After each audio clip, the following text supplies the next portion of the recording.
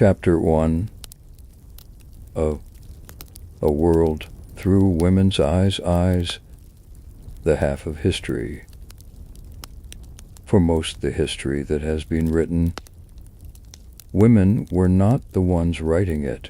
The chroniclers of the Middle Ages were overwhelmingly male. Monks bent over parchment in candlelit scriptoria, court poets recording the deeds of kings, theologians denating the nature of the soul in university halls that women were not permitted to enter. When women appear in these records, they appear most often as wives, mothers, daughters, and saints, defined by their relationship to men, by their rebirth function, or by their spiritual distinction. The texture of ordinary female life, what it felt like to wake before dawn in a medieval evil cottage, to manage a household on the edge of subsistence, to give birth without medical knowledge, to grow old in a world that had little use for old women, is largely absent from the formal record. And yet the women of the Middle Ages were not absent from history.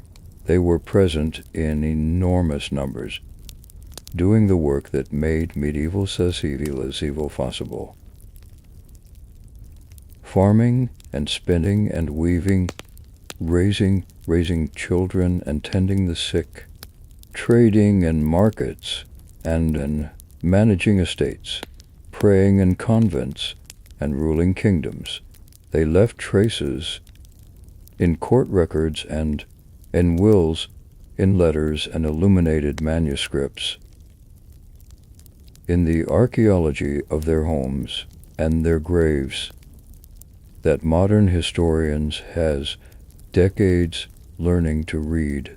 The picture that emerges from these traces more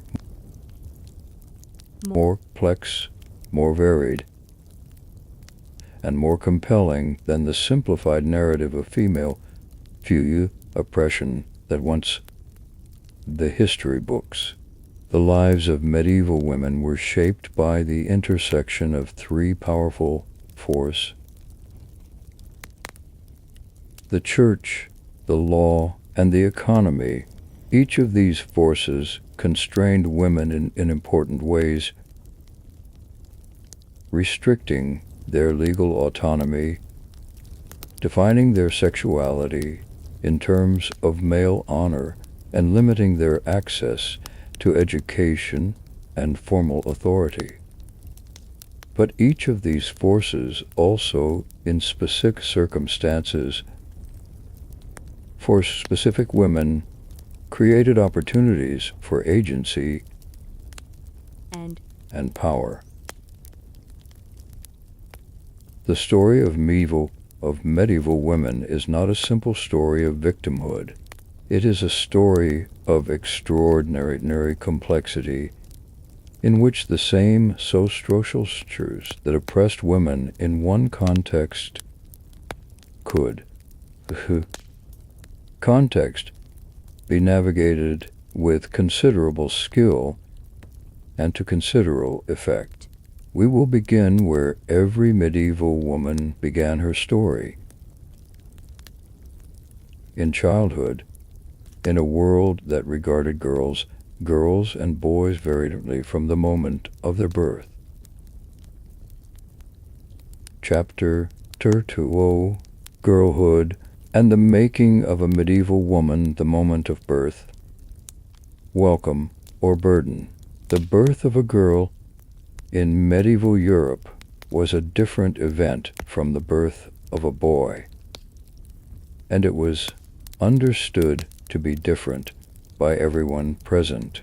In noble and royal households, the arrival of a son was celebrated with feasts and bonfires and the ringing of church bells. The The arrival of a daughter was received more quietly in peasant households, where the economic calculus was more explicit. A boy meant an extra pair of hands for the fields and a future heir to a girl. A girl meant a dowry to be scraped together and a baveti that would eventually leave the family to work in someone else's service. This is not to say that daughters were unloved. Medieval literature and personal correspondence reveal deep parental affection for daughters as well as sons. But the social and economic framework in which that love operated was one that valued male children differently from female ones. Infanticide, the deliberate killing of newborns, is sometimes cited in discussions medieval attitudes toward unwanted children. The historical evidence suggests that it did occur, particularly in circumstances of extreme poverty, and that girls may have been somewhat more vulnerable to it than boys. But it is important not to exaggerate. Infanticide was condemned by church as a grave sin, and the evidence for its systematic practice as a form of sex selection is limited.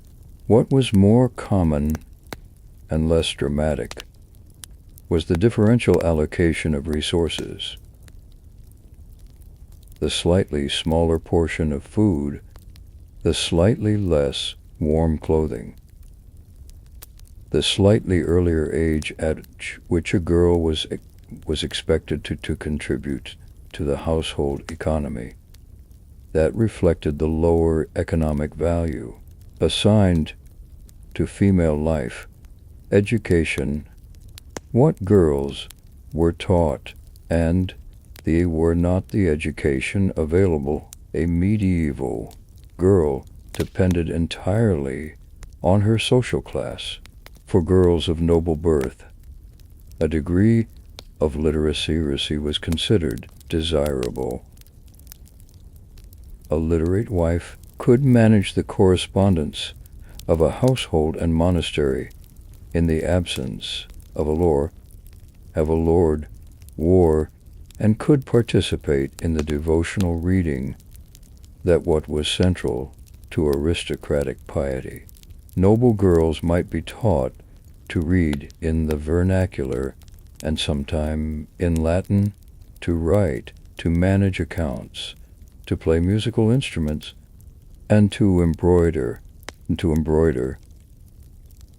They might be sent to a convent for education where they would be taught by literate nuns. They might even be sent to the household of another noble family, training in the arts of courtly life. Practice that combined education with the building of political and social networks. For girls of the merchant class, practical literacy was increasingly valued. Commerce became more complex. A merchant's wife who could read correspondence, keep simple accounts, and manage a business in her husband's absence was an economic asset. And there is evidence that merchant families invested in their daughters' basic activities in mind.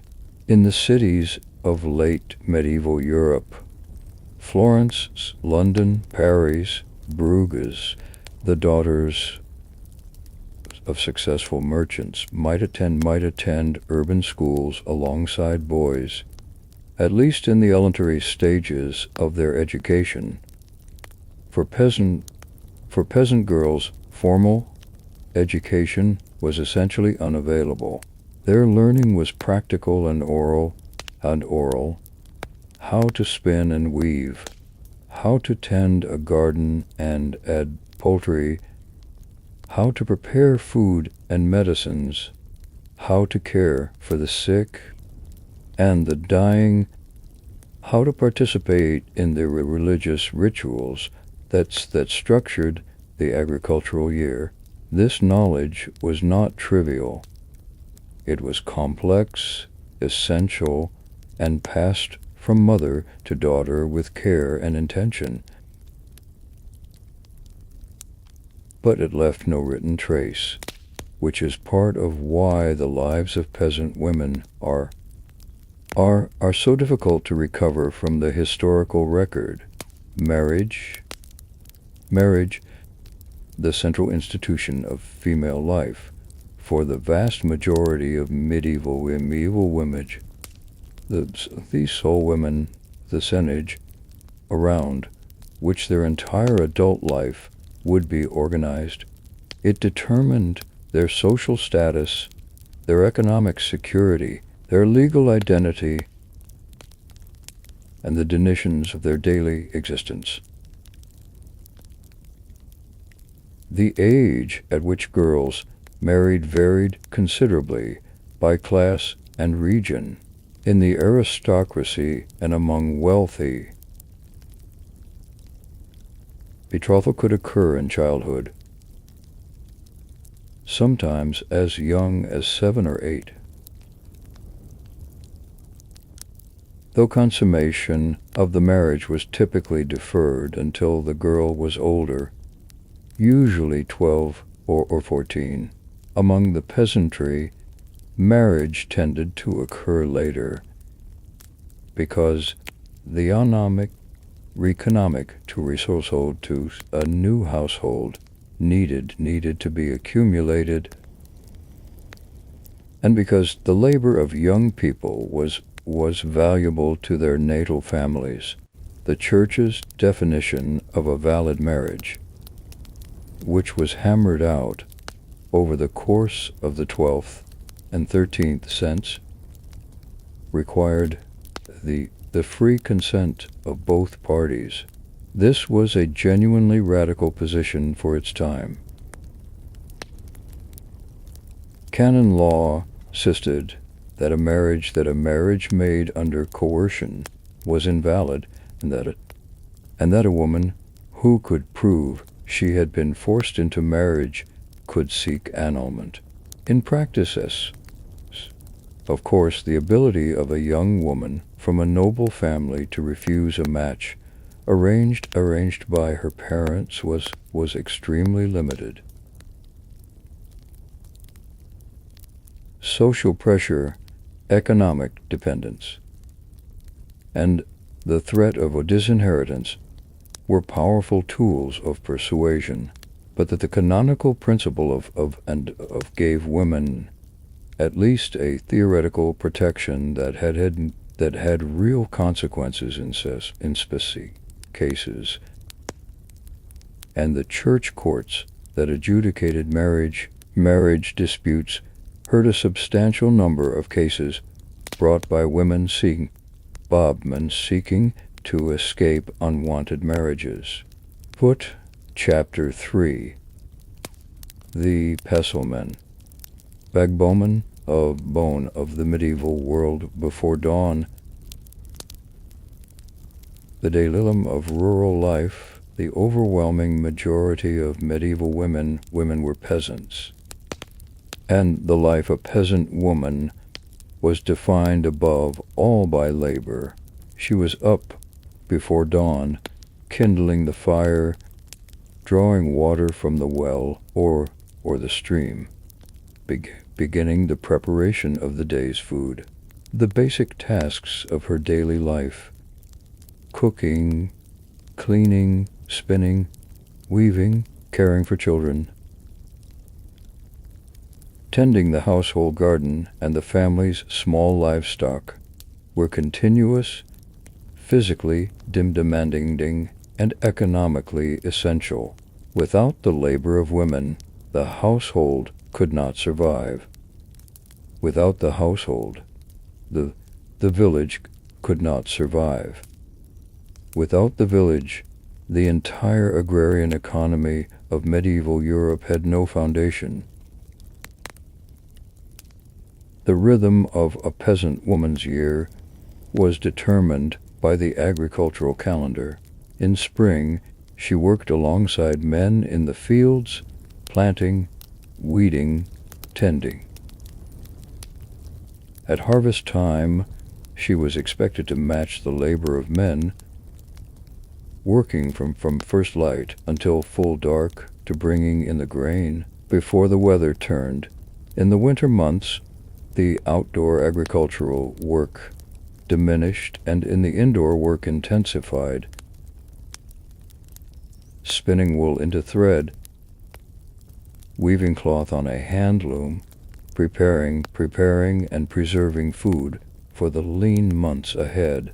The spinning wheel, which became widespread in Europe in the 13th century, was a transformative technology for women's labor.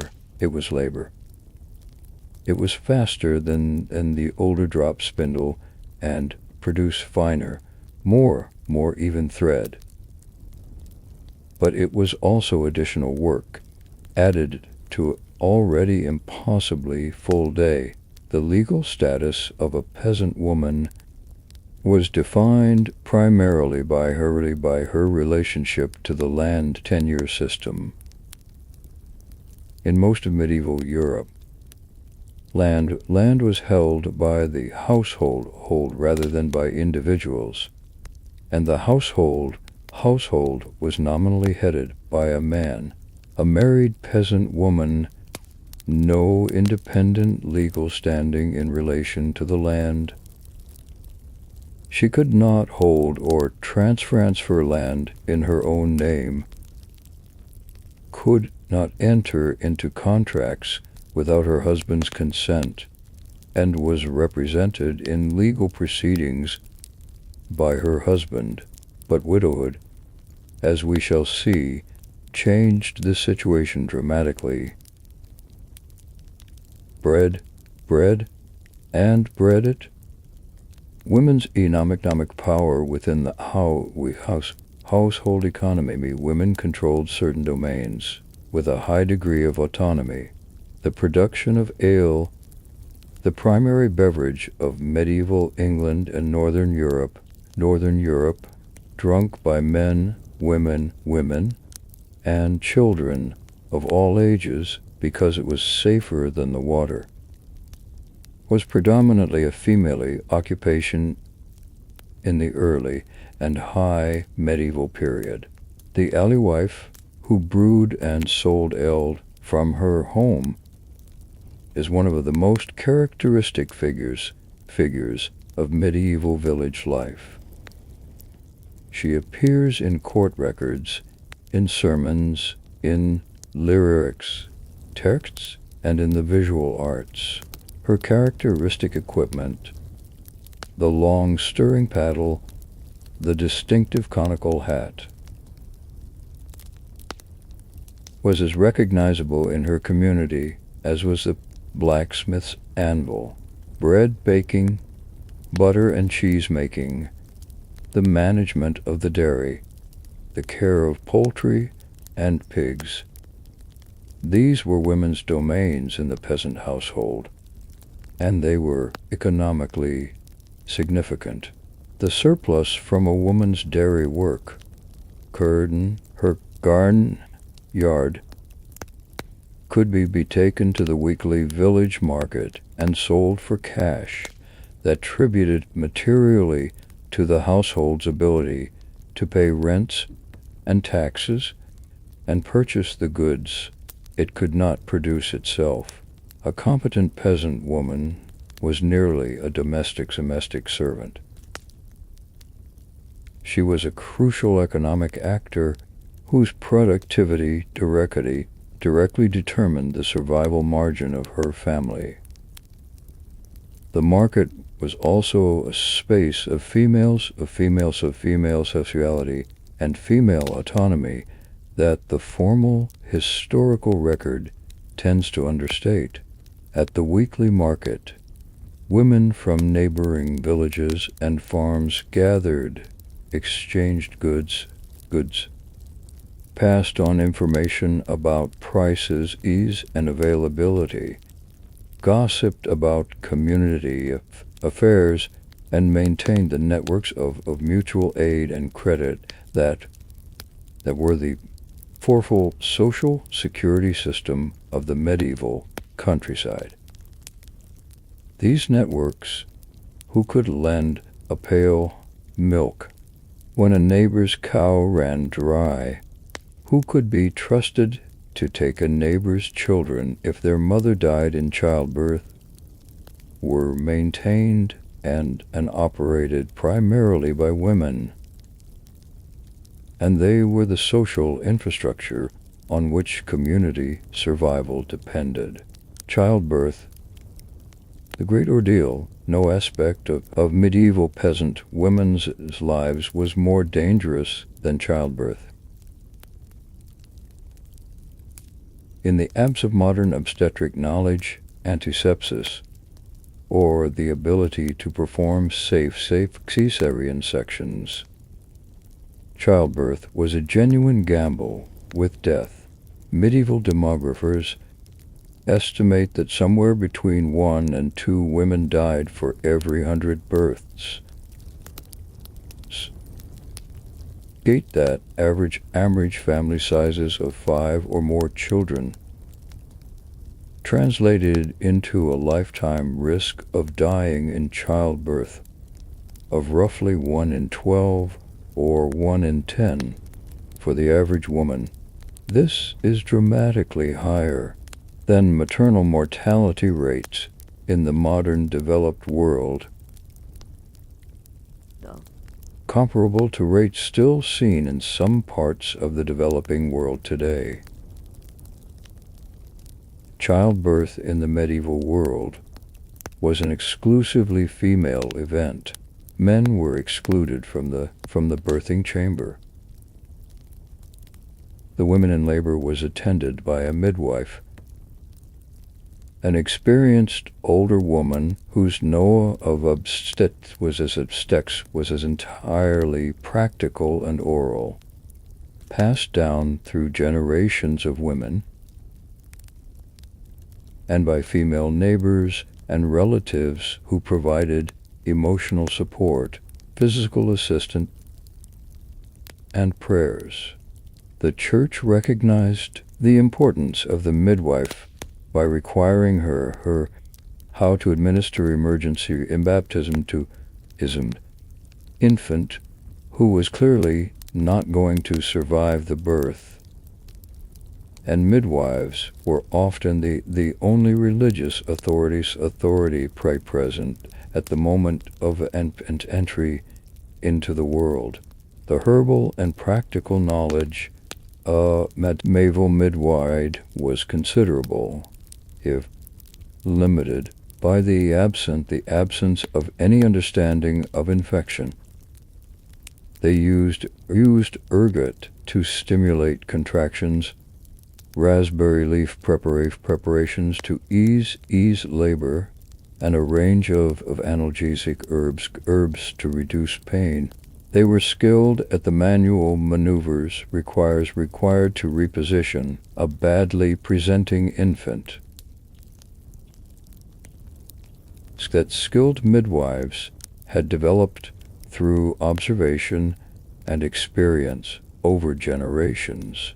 What they could not do was address the postpartum infection that was the primary killer of new mothers. The puerperal fever that resulted from bacterial contamination intramonasta, introduced by hands and instruments. Ode, Chapter 4, The Noble Woman, Power, Politics, and Constraint, the Lady of the Soul, at the opposite end of the social spectrum from the peasant woman, but no less defined by the intersection of gender and social structure, was the noble woman, the lady of the castle, the countess, the queen. Her life was materially incomparably more comfortable than that of her peasant contemporary. But it was shaped by equally powerful constraints and by equally urgent demands. The noblewoman was primarily a political instrument. Her marriage was a diplomatic transaction, her body a vehicle for the production of legitimate heirs, her person a symbol of her family's honor, and a node in the node, a network of alliances. They held noble society together. The management of a noble household was itself a major administrative undertaking. A great castle in the 12th or 13th century of hundreds of knights, evans, nemesis, servants, clerks, chaplains, visitors, and functioned simultaneously as a residence, a military jerry base, a place of justice, and an economic enterprise. The lady of the castle was responsible managing this complex institution, particularly in the frequent absences of her husband on military campaign, on pilgrimage, or at the royal court. She supervised the kitchens, managed the accounts, administered the household's lands, adjudicated disputes among the servants and tenants, and received the delegations and petitioners who arrived at the castle gates.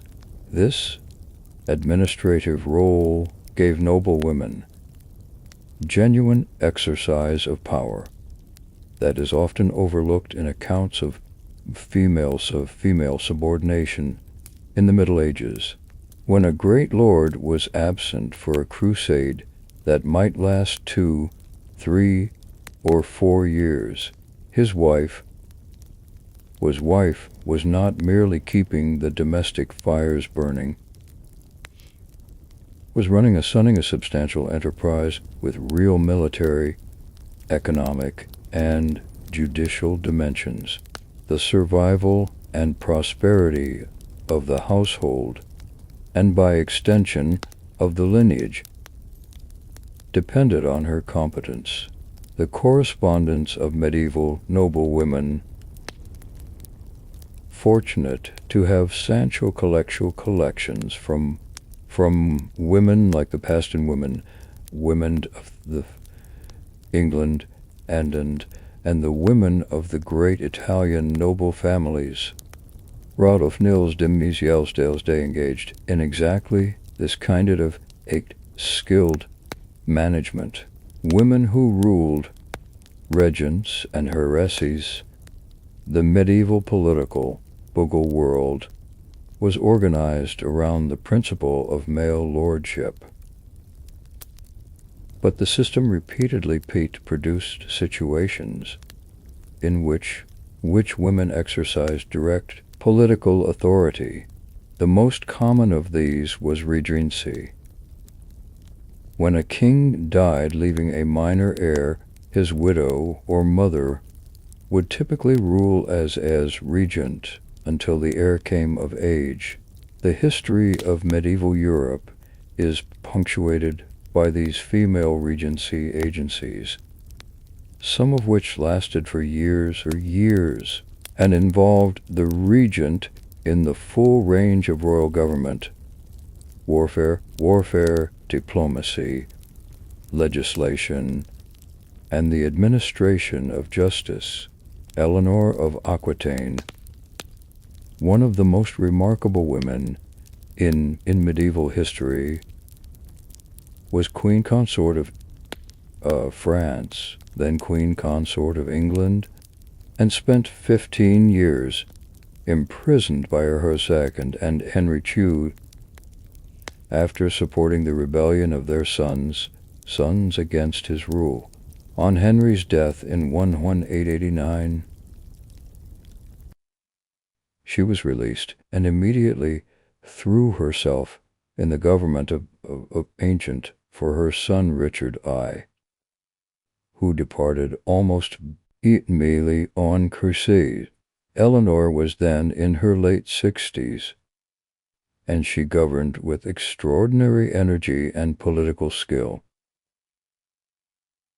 raising the enormous ransom required to free Richard when he was captured on his return from the Holy Land, managing the threat posed by her youngest son John's attempts to seize power, and maintaining the loyalty of the English barons to the absent king, Blanche of Castile, who served as regent of France twice, first during the minority of her son Louis Oyet, and again when Louis departed on Crusade in Cru to Forcade, in Truce in Sortie A8, is another example of the extraordinary capacity for political leadership, the leadership that medieval women could demonstrate. Circumstances placed them in positions of authority. Blanche faced a baronial rebellion in the early years of her first regency, and she sips it with a combination of military action and diplomatic skill that would have been credible in any ruler. She governed France effectively for years, and Hunn's reign, remarkable for its justice and administrative efficiency, bore the marks of her influence throughout. Marriage, widowhood, and legal identity. The legal position of a married noblewoman was defined by the doctrine of coverture, the principle deeply embedded in medieval common law that a woman's legal identity was subsumed in that of her husband on marriage. A married woman could not own property in her own name, could not sue or be sued independently, could not enter into contracts, and had no independent legal existence separate from her husband. This was the legal ideal, though the reality was considerably more varied in practice. Widowhood transformed a woman's legal situation entirely. A widow, particularly a wealthy widow, was one of the freest individuals in medieval society. She recovered the legal identity that marriage had submerged. She could own and manage property, enter into contracts, sue and be sued in her own name. If she had children, she typically had considerable influence over their upbringing and education. If she controlled significant wealth or land, she was a political actor of consequence, sought after as a marriage partner, wooed by suitors who needed her lands, consulted by neighbors and dependents who needed her authority. The wealth and independence of widows made them objects of both desire and predation.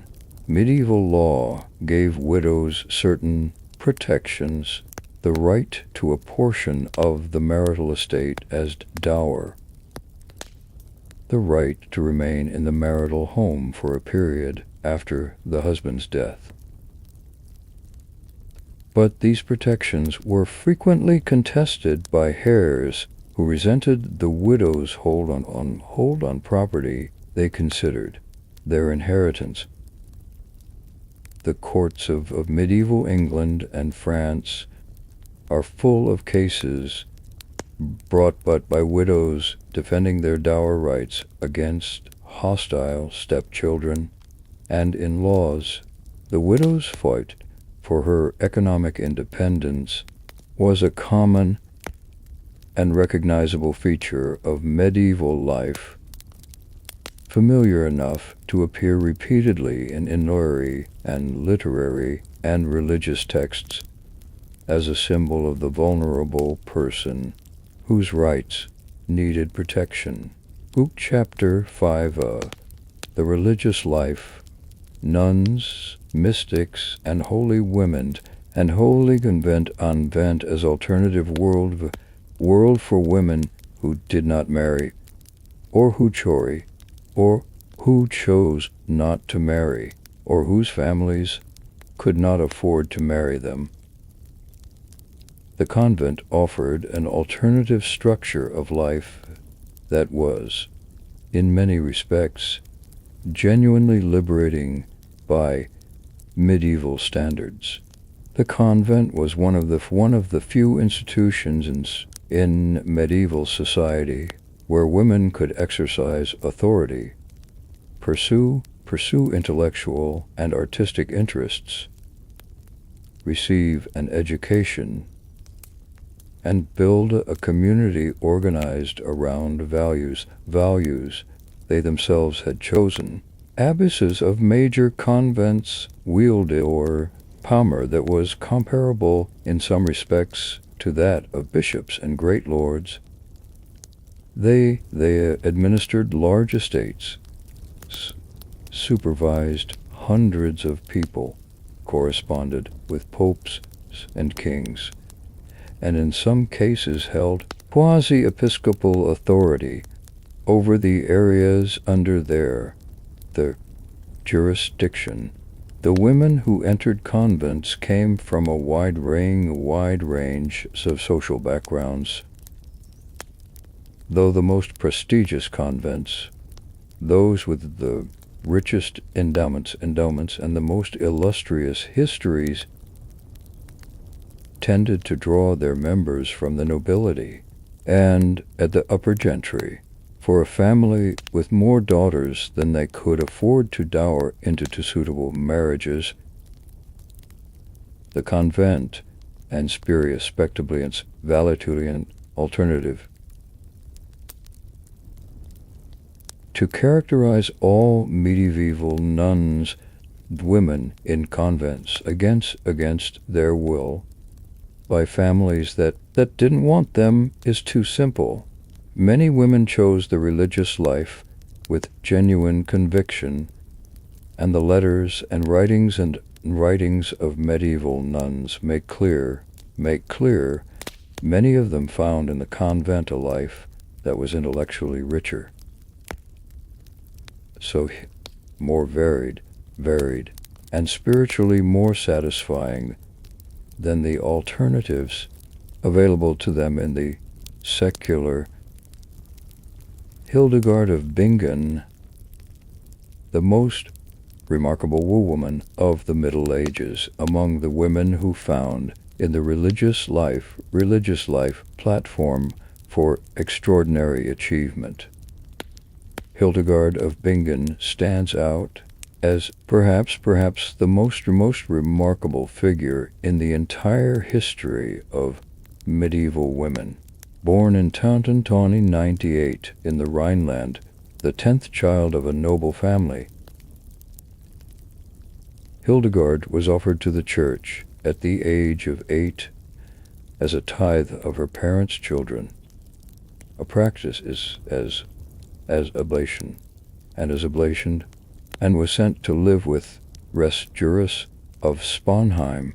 She spent her entire childhood and young adulthood enclosed with Judah, learning to read, write, and chant the liturgy, and developing the intenseness visionary spiritual life that would avenge her one of makes her long of her in absentia. Her century. After Judah's death in London N36, Hildegard became the head of the small community of women who had gathered around Judith's cell at the monastery of Disibodenberg. In Volume 41, she received what she described as is the divine command to man to write down the visions she had been experiencing since childhood. She began the work of composition which produced her most famous text. The Civias know the ways of a vast theological and visionary work that she composed over the following decade with the assistance of a monk named Valmar and a young nun named Richardis. When the work was submitted to the Cistercian Abbot Bernard of Vard of Clairvaux for evaluation, subsequently endorsed by Eugenius III at Synod of Strayer, the Synod of Trier in 1147, Hildegard received an institutional endorsement of her prophetic authority that it was extraordinarily rare for a woman. But Hildegard's achievements extended far beyond her theological writings. She composed an extensive body of sacred music, including the Symphonia Harmonis Celestium Revelationum, a collection of liturgical songs that represents the largest surviving body of music by any single composer of the 12th century. That is remarkable for its extraordinary range, its melodic sophistication, and its quantity. She wrote two major works of Naturi and Medici and Piscin, the Physica and the Causae Curite, that represents some of the most ambitious by any Medici writer to systematize knowledge of the dual world and of healing. She wrote a play, the Ordo Virtutum, that is considered the oldest surviving morality play. She preached publicly on 4 preaching tours of the Rhineland. Monks and clergy and laity in a time when public preaching by women considered deeply problematic. She corresponded with emperors, popes, abbots, and abbesses across Europe, dispensing advice, prophecy, and occasionally fierce criticism with equal confidence. She was consulted as a spiritual authority by some most powerful figures of her age. The Beguines, a new kind of religious life in the 13th century. A new form of female religious life emerged in the cities of Northern Europe that was, in its own way, as radical as anything Hildegard had done. The Beguines were lay religious women who chose to live in community, practice celibacy, and devote themselves to prayer, manual labor, and service to the poor, but without taking the permanent vows that constituted formal entry into a religious order. They were not nuns. They could leave the community and marry if they chose. They were not enclosed. They moved freely in the city, begging for alms, nursing the sick, and preaching informally. They were not dependent on a male religious community for spiritual supervision in the same way that nuns were, and they were enormously popular. By the early 14th century, there were thought to be tens of thousands of Beguines across northern France, the Low Countries, and the Rhineland. The Beguine movement produced some of the more original religious writers of the later Middle Ages. Mechthild of Magdeburg, a 13th Beguine, whose mystical work, The Flowing Light of the Godhead, is one of the earliest vernacular prose works in the German language, wrote with an intimacy and immediacy about her experiences of divine love. Love was radically new in the religious literature of her time. Marguerite Porretti, a French Beguine, burned at the stake in Paris in Erdbrunnen, a hermitained content of her mystical work The Mirror of Simple Souls, with a philosophical sophistication about the soul's union with God that placed her squarely in the tradition of the most advanced speculative theology of her era, a tradition that what was not supposed to admit women. Chapter 6. Women and Work. The medieval urban economy, the craftswomen, and the guild growth of medieval towns from century onward created new economic opportunities for women that were not available in the rural economy.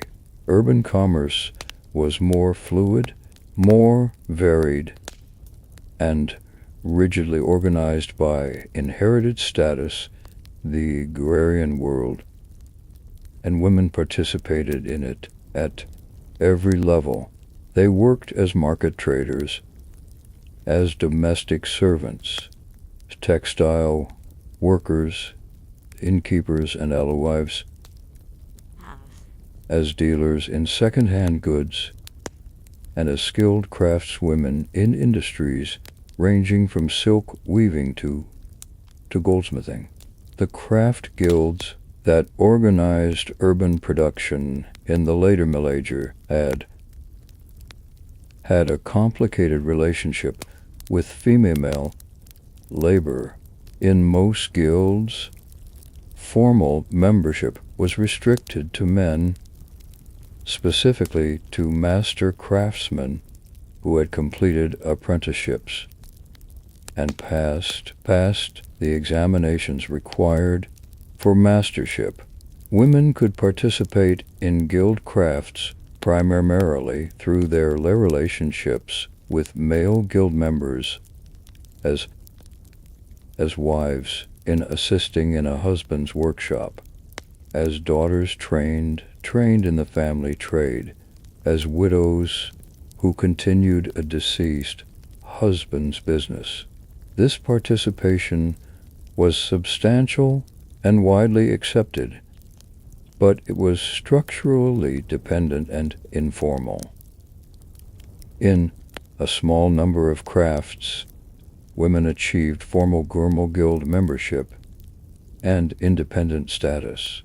The silk industry of Paris and London employed female workers, and some cities had all-female guilds with female leadership. The spinning and weaving of luxury silk textiles was considered women's work to such an extent that the guilds that controlled it were organized around female labor. A skilled silk worker in 13th century Paris was a recognized professional, a member of an organized trade body with enforceable rules and standards, and an economic actor of genuine significance. The city widow and female enterprise. As in the rural world, widowhood in the urban context transformed a woman's economic position. The widow of a merchant or craftsman typically inherited not just his personal property, but his business his trading relationships, his studded, his stock. A competent widow could continue this business in her own name, and many did. The court and notarial records of medieval Italian cities are full of women in their own right, lending money, entering into commercial partnerships, buying and selling goods, managing large patrimonial estates. Among the most economically significant women than the Middle Ages were the wealthy widows of the great merchant families. A woman like Marjorie Kempe's mother-in-law, or the women of the great Florentine banking families. The wealthy female merchants documented in the records of medieval London occupied positions of economic power. They are difficult to reconcile with the conventional of medieval women as entirely subordinate. They managed substantial wealth, independent decisions about investment and lending, and engaged in the full range of commercial activity available urban merchants of their era. The single women, an overlooked medieval society, was organized around the assumption that all women would marry or enter religious life, and relatively little attention has been paid to the substantial minority of women who were women as neither. The single women, as they were called in medieval English, who lived independently in towns and without a husband's legal protection or a convent's institutional framework.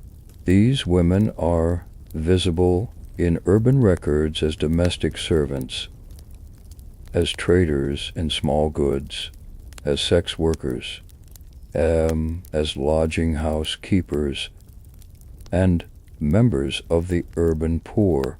They were economically the most vulnerable women in medieval society, where lies both protection and the religious community of the experience. The experiences of single women varied enormously depending on their economic resources. A woman with inherited capital or a skilled trade could live independently with reasonable security. A woman without these resources, a young woman from the countryside who had come to the city seeking work, or an older woman whose husband had died leaving debts rather than assets, was vulnerable to exploitation in ways that the law outlawed little protection against. The poorest single women in medieval cities formed a large part of the clientele of charitable institutions. The hospitals, the almshouses, the food distributions organized by religious confraternities. They are among the most invisible people in the historical world, known to us primarily through the institutions that tried, with limited resources, to keep them alive. Dursivim, the female body, medicine, sexuality, and control, how medieval medicine understood women. Medieval medicine inherited from ancient Greek thought a theory of the female body that was, from a modern perspective, almost entirely wrong, but that had profound practical consequences for how were treated when they were ill. The Galenic tradition understood women as fundamentally different from men in their biological constitution. Not merely anatomically different, but constitutionally different. Different, colder and moister in their humoral balance, less fully formed in the perfection of their bodies, and more prone to certain categories of illness as a result. Menstruation was understood as a form of purging necessary to expel the excess cold and moist humors that the female constitution produced and could not otherwise eliminate. This theoretical framework generated a medical literature on female conditions that was substantial, with its own terms, sophisticated. The Trocula, a collection of medical texts on women's medicine that circulated widely in medieval Europe, and that may incorporate contributions female practitioners at the medical school of Salerno in southern Italy, addressed conditions ranging from menstrual disorders to pregnancy, complications, cosmetic concerns. It recommended herbal preparations, dietary modifications, and manual treatments that were derived from a combination of classical learning and practical observation. Some of these recommendations were genuinely useful. Others were based on theoretical premises that were entirely wrong, but the tradition represented a serious to attempt men's needs within the intellectual framework available. Sexuality, honor, and control. The sexuality of women in medieval society was understood and regulated primarily in terms of its consequences for male honor. A woman's sexual purity, specifically her virginity before marriage and her faithfulness to her husband during marriage, was conceived as property belonging to her father and to her husband, rather than as an aspect of her own selfhood and autonomy. The loss of female honor through sexual tourism, Gatchen Sunderson, was understood the honor of the men to whom she belonged, and the legal and social consequences of female transgression reflected this understanding.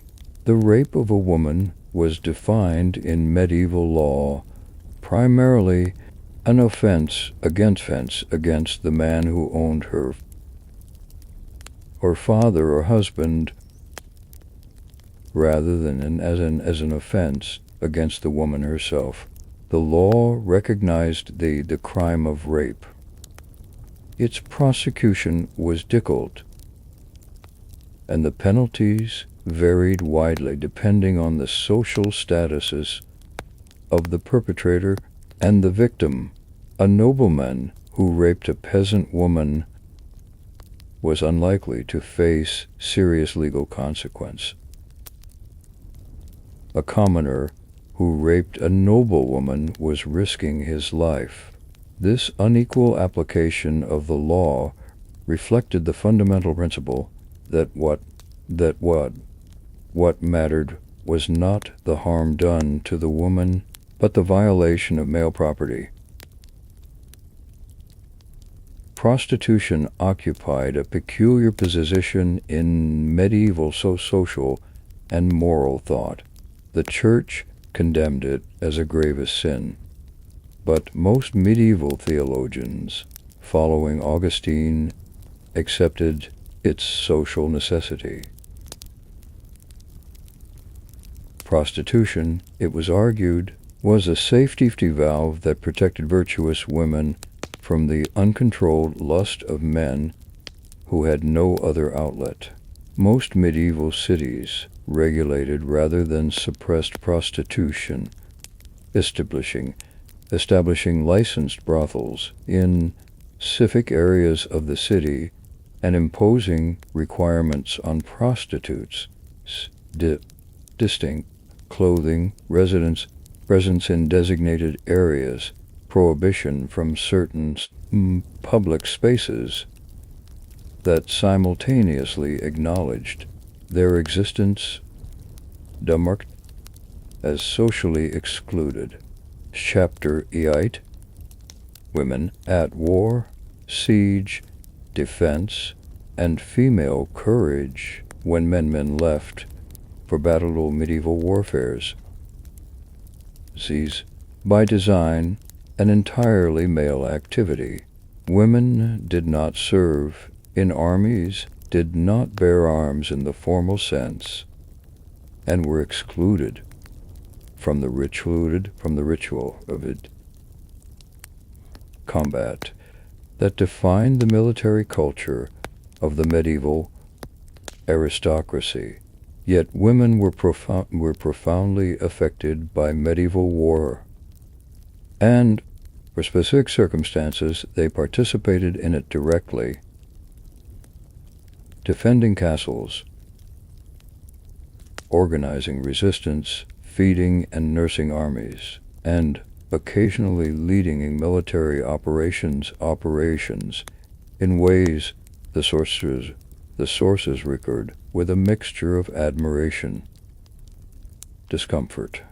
The castle defense was one of the most common contexts for female military participation.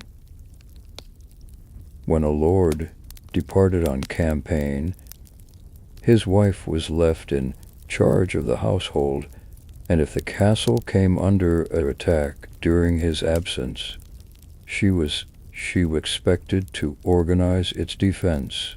The historical record preserves a number of accounts of women who defended castles against siege. Considerable effectiveness.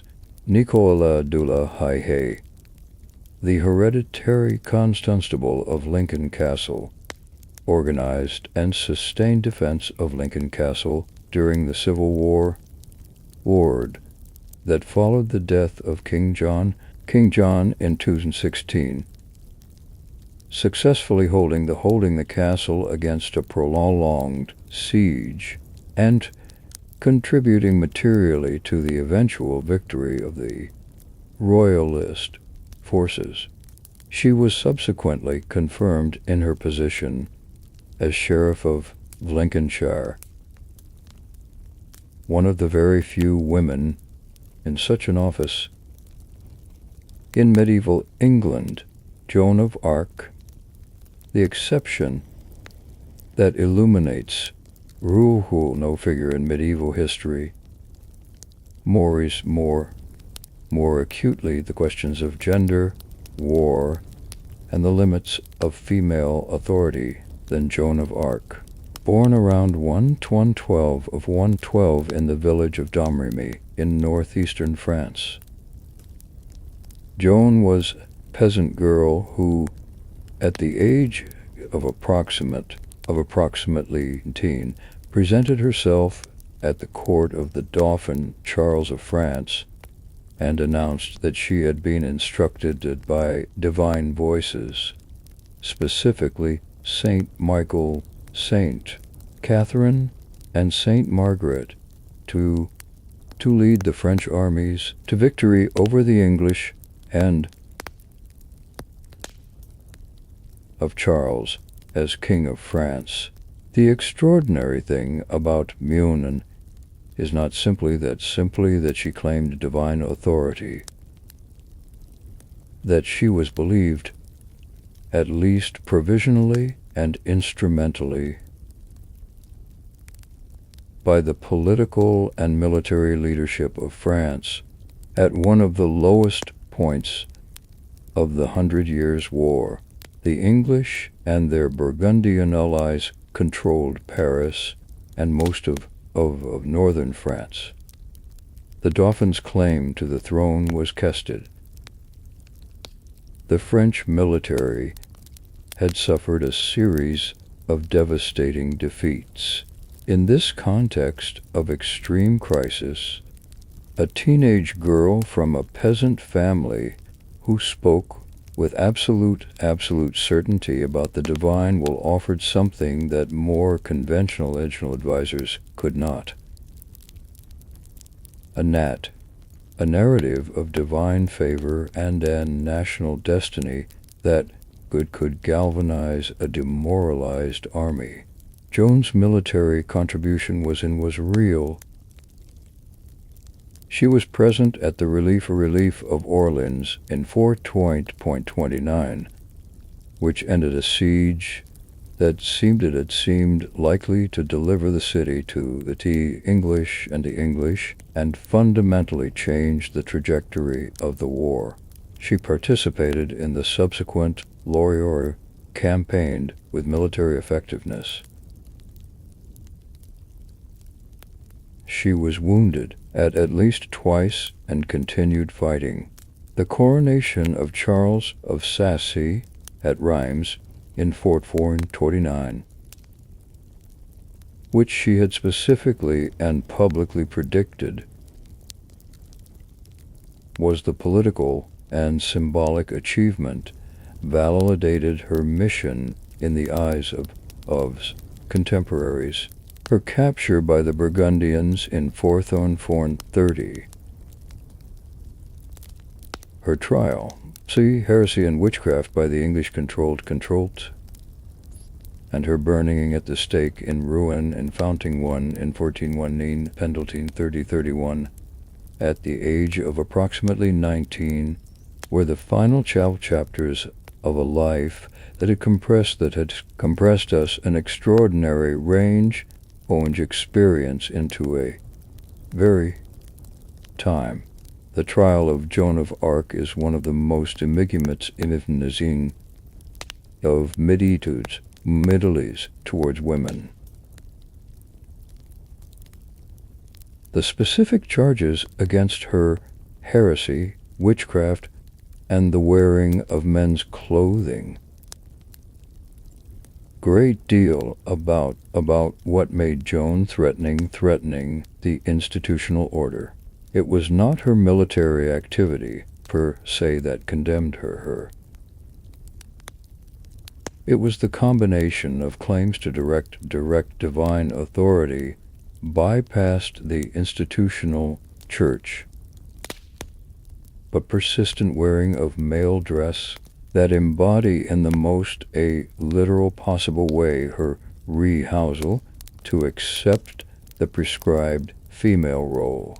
The 67 charges brought against her were ultimately reduced to 12, and the central issue was her insistence on the primacy of her own conscience and her direct relationship with God, the authority of the church hierarchy. In this, she prefigured arguments that would not become mainstream for another century. Chapter 9 Women who wrote, authorship, and literates in a world that preferred silence. The Beth silence meets Michiel's teaching on female speech was derived primarily from the letters of St. Paul, who had written that women should keep silent in the churches and should not be permitted to teach or have authority over a man. This injunction was interpreted broadly in medieval religious culture to discourage female publicans. Preaching, public reading, formal teaching in any institutional context. The result was a culture in which women's voices were systematically devalued and their words were heard with an additional layer of skepticism that applied to no comparable class of male speaker. And yet medieval women wrote in substantial numbers across a range of genres and with a quality that demands recognition on its own terms. They wrote theology and mysticism, poetry and letters, practical guides to household management, histories and biographies. They wrote in Latin and the vernacular languages, Old French, Middle English, Middle High German, Italian, Catalan. They wrote from convents and from royal courts and from merchant households. The survival of their texts is uneven because texts by women were less likely to be copied and preserved than texts by men. But what has survived is enough to constitute a substantial and durable literary tradition. Christine de Pizan, the first professional female in European Christian is Pizan, born in Venice around 1864 and raised in Paris. In Paris, at the court of Charles V of France, is the most significant figures in the history of medieval literature, and one of the most significant women in the history of European.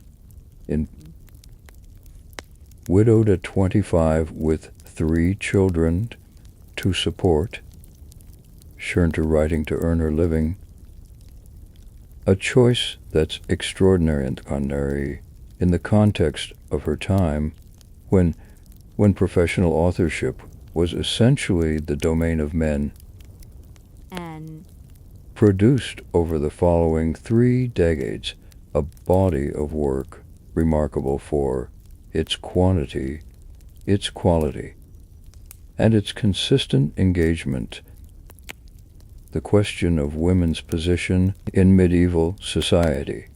Her most famous work, The Book of the City of Ladies, composed in 405, is a systematic retrospection of the misogynist literary tradition that dominated medieval European letters, a tradition that stretched from Ovid through the Roman de Rose, and that described women as intellectually inferior, morally weak, constitutionally deceitful. Christine responds to this tradition by constructing, with the allegorical assistance of the ladies of the reason, the ladies' rude rectitude, and justice, an imaginary populated by the exemplary women of history and legend, warriors, rulers, artists, saints, whose lives demonstrate that the misogynist tradition simply wrong. The book is a work of proto-feminist argument conducted through the literary forms available to Christine's culture, and it remains one of the most powerful fences of female intellectual capacity and historical achievement in the pre-modern Western tradition. Julian of Norwich, the Mist, and the Samson Lustan Trilimta is Nuclean Luris, a woman known only as Julian, from her association with the Church of St. Julian in Norwich, was composing in Middle English what is now recognized as one of the greatest works of mystical theology in English. Julian of Norwich received a series of visions, called them shewings, during a severe illness in 1873, when she was approximately 30 years old. She spent the following 20 years meditating and on these visions and composing 2 versions of her account of them. A short text written relatively soon after the visions, and a long text is the result of two decades of sustained theological reflection. The revelations of divine love, as Julian's text, commonly known, is remarkable on multiple levels. Theologically, it is notable for its insistence on the absolute love and mercy of God,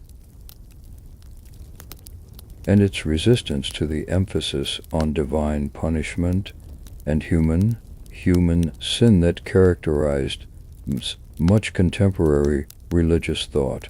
It is famous for its statement that all shall be well, and all be well, and all manner of things shall be well. A formulation that manages to be simultaneously simple and profound, and that it had cited by readers from the 14th century to the present as one of the most consoling sentences in the English. It is also notable for its sophisticated theological reasoning, which Julian pursues with a rigor and a confidence that are startling from a woman who describes herself as a simple, unlettered creature. A self-deprecation that the quality of her a thought makes impossible to take at face value is Chapter 10, Queens and Power, Women Who Changed History. Eleanor of Aquitaine, the greatest queen of the Middle Ages. If any single woman can to embody the contradictions and the possibilities the medieval noblewoman's experience, it is Eleanor of Aquitaine, born around Will of Lemon 22, as the heir to a vast duchy of Aquitaine in southwest France. She inherited, at the age of approximately 15, the richest and most extensive territory in France, making her the most sought-after marriage partner in Europe. Her first marriage to the future Louis of France made her queen of the wealthiest kingdom in Western Europe. Her second marriage to Henry II of England made her queen of a realm that controlled, at its height, more French territory than the king himself. Eleanor's life spanned nearly 9 decades and encompassed experiences that would have been extraordinary any person of her era. She accompanied her first husband on the Second Crusade, one of the women to participate directly in a crusade, traveling through Byzantine Constantinople, through the Crusader states of the Levant, and back through Italy. She patronized the poets and troubadours of the court culture of Aquitaine,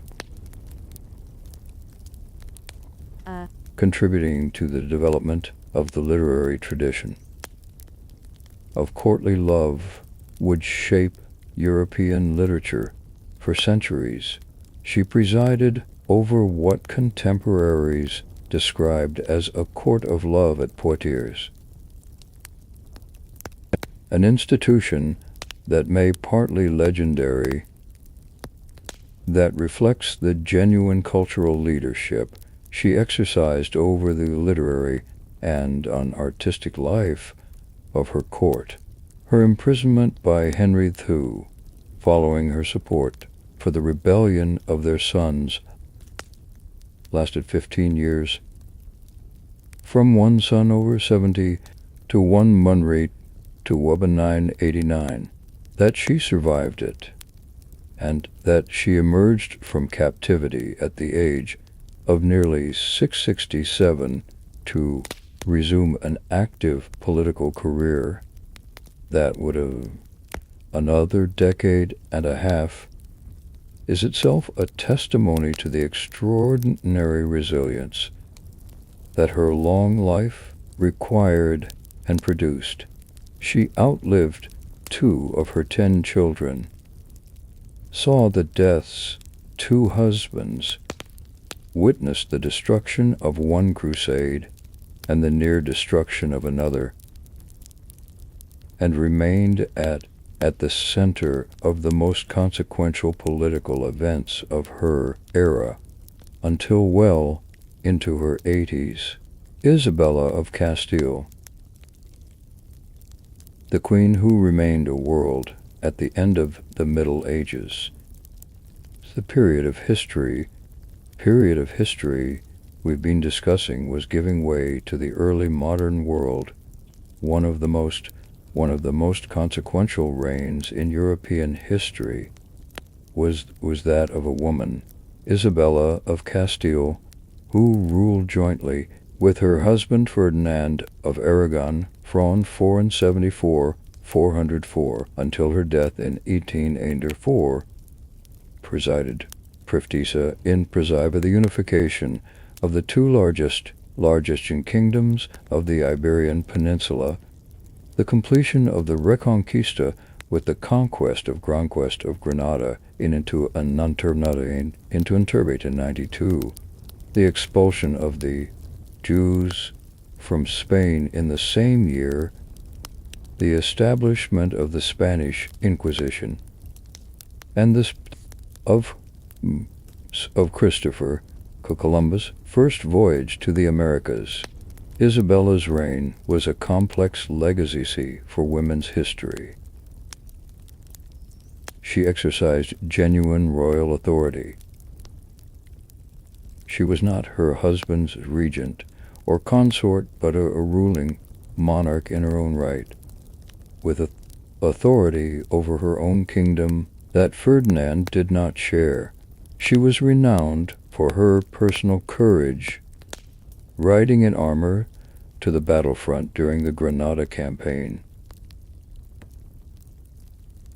She was a patron of learning and a reformer of the Spanish, and her court was a center of humanist scholarship.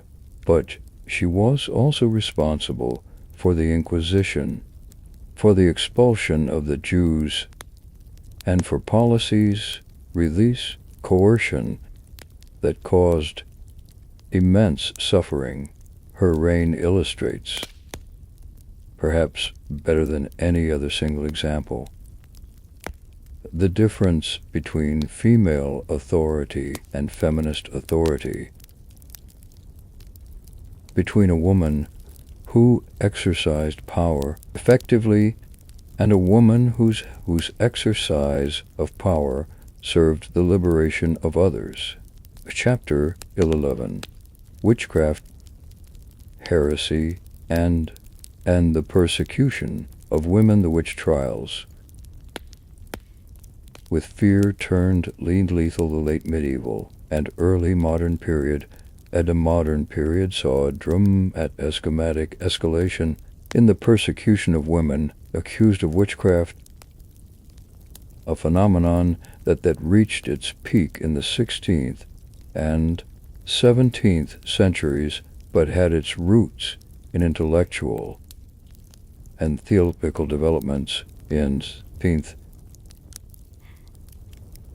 centuries.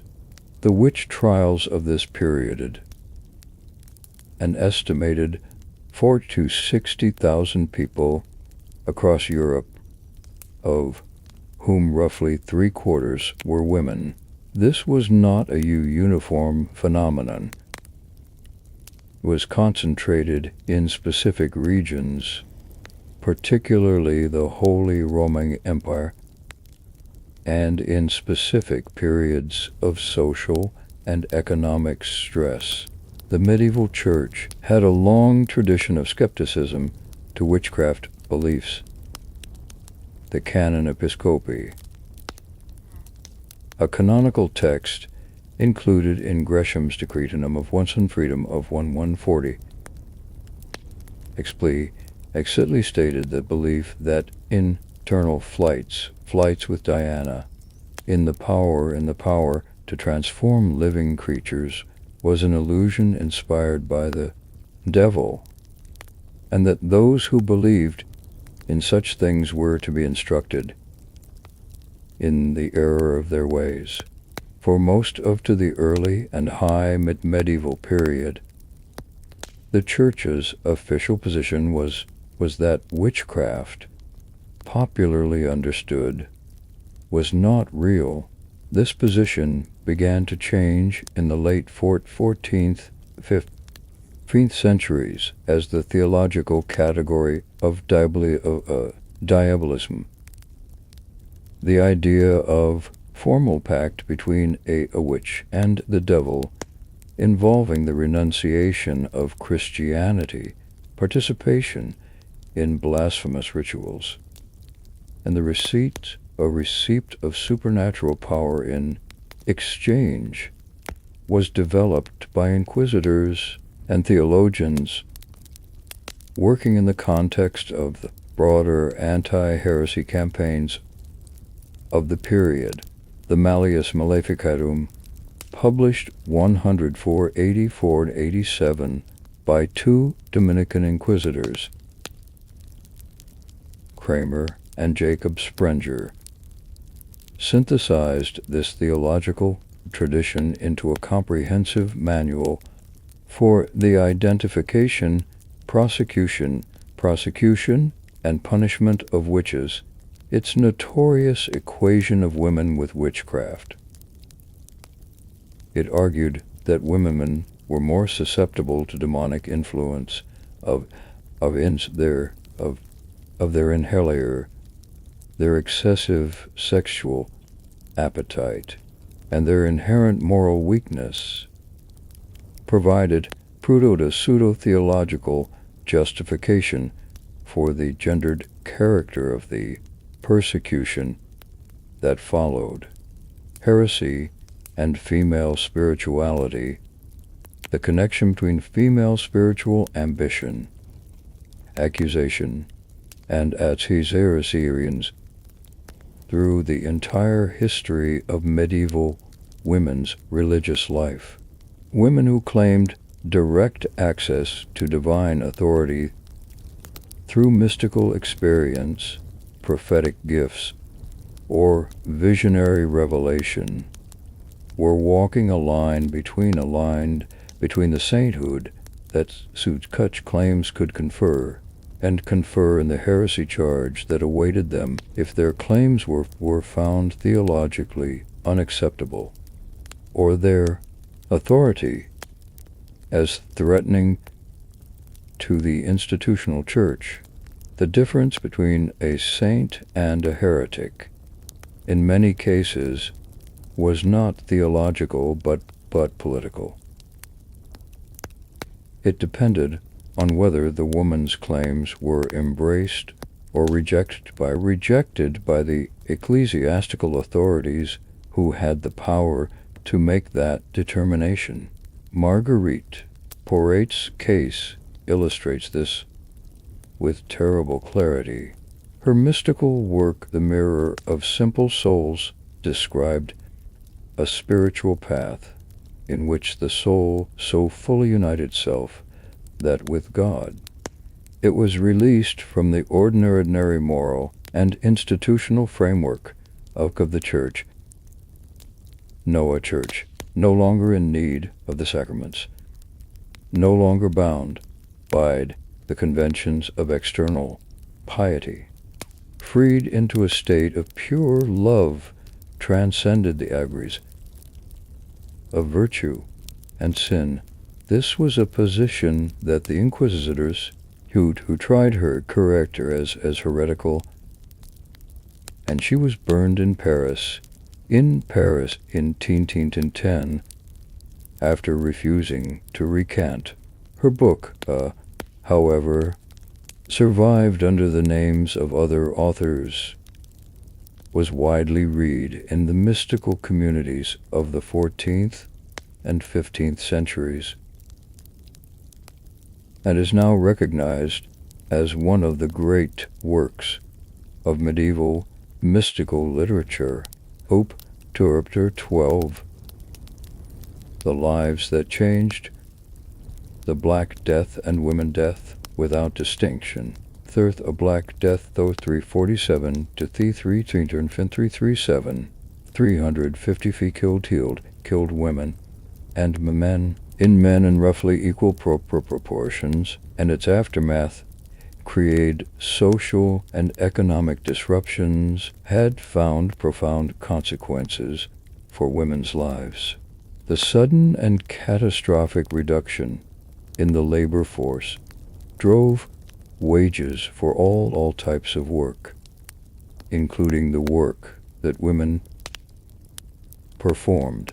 In the immediate aftermath of the Black Death, women who had previously worked for subsistence wages found themselves in a seller's market for their labor, able to command higher pay, negotiate better conditions, and move between employers in ways that had previously been impossible.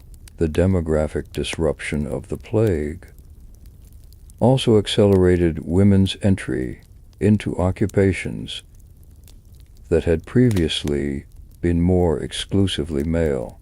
With the ranks of male craftsmen and traders depleted, women moved to guild crafts in larger numbers, taking over businesses from dead husbands or fathers, and in some cases establishing themselves independently in trades that had been male-dominated before the epidemic. The court records of English cities in the late 14th and early 15th centuries show women active in a wider range of economic roles than before the plague, than plundering, a pattern that is visible across much of northern Europe. This period of expanded opportunity did not last. By the late 15th and early 16th centuries, as population levels gradually recovered and the labor market tightened again, guilds in many cities moved to restrict or exclude fluid female membership, pushing women out of the skilled craft occupations and passions they had entered during the demographic crisis. The cycle of expansion and restriction.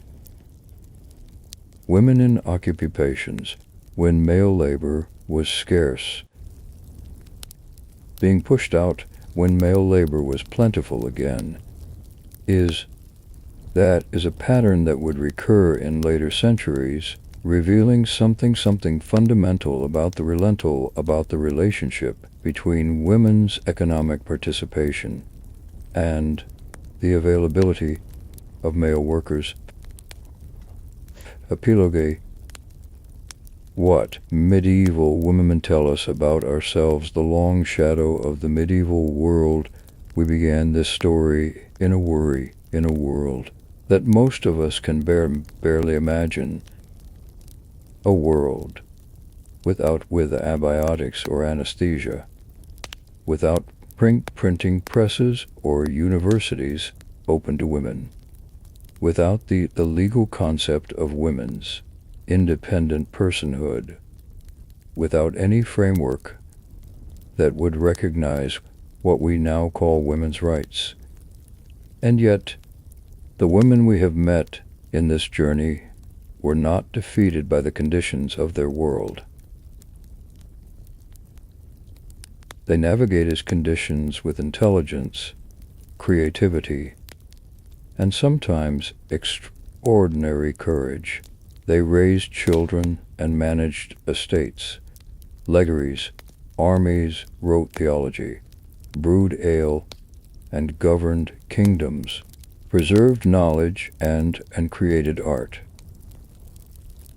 The history of medieval women is not a story of unbroken oppression, but it is not a story of hidden liberation either. The constraints that shaped women's lives in the Middle Ages were real, pervasive, and often brutal.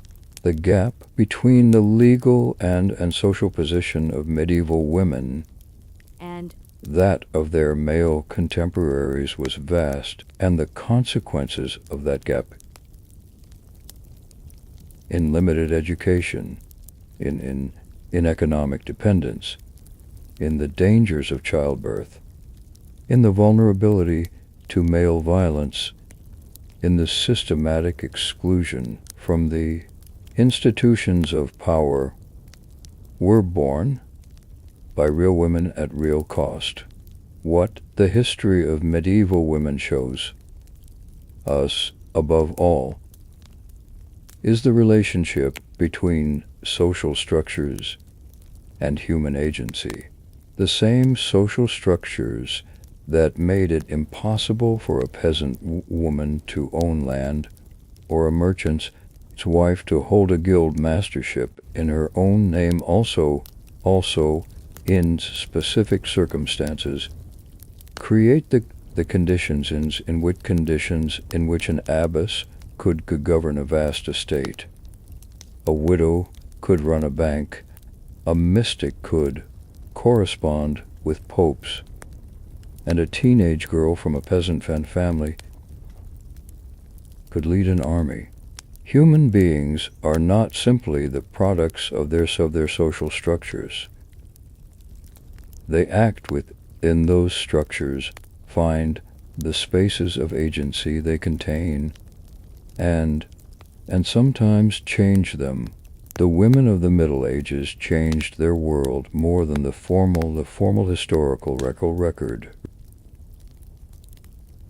written by men who were not always paying attention, usually acknowledges. The informal networks of mutual aid, the accumulated knowledge of medicine and craft, and agriculture, spiritual traditions of mysticism and devotion, the literary achievements of women who insisted on writing and being read. These were genuine contributions to the civilization that came after them, even when the names of their contributors were forgotten. The medieval world that we remember, its cathedrals and its manuscripts, its trade routes and its universities, its theology and its art, was built by the labor of women as much as by the labor of men. The fact that we are only learning to read the evidence of that labor is not a reflection of its absences, is of what we have been willing to look for. The story of medieval women, ultimately, our story, the structures of inequality, the strategies of resistance, the mechanisms by which social change is both impeded and eventually achieved, are only historical curiosities. They are the deep background against which our own world has been shaped, and they illuminate, if we choose to look, both how far come and how much the past continues to live in us.